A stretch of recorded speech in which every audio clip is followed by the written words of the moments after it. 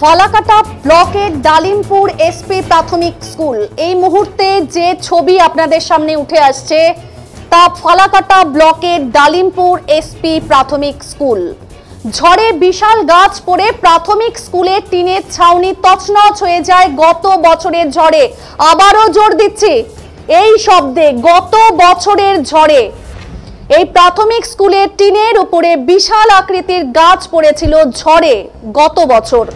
এরপর থেকে মাথায় ভাঙা টিন নিয়ে করতে হচ্ছে পড়ুয়াদের।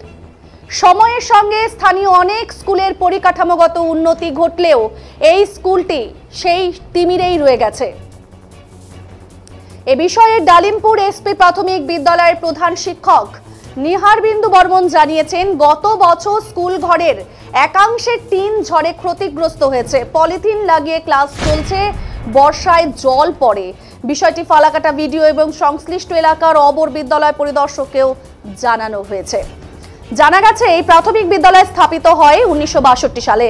এই প্রত্যন্ত এলাকার কৃষিজীবী এলাকার ছেলেমেয়েরা মূলত এই বিদ্যালয়ে পড়াশোনা করে। প্রায় 1 বছর ধরে এই অবস্থার মধ্যেই পড়াশোনা করছে খুদে পড়ুয়ারা।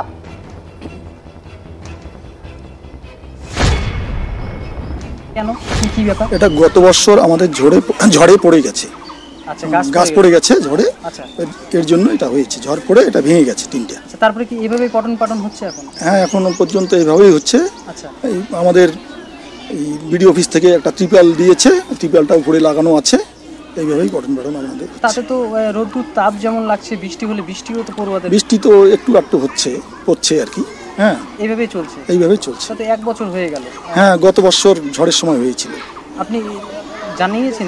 হ্যাঁ, আমি আমাদের ম্যাডামকে জানিয়েছি, এসআই ম্যাডামকে জানিয়েছি, আমাদের বিডিও স্যারকে জানিয়েছি।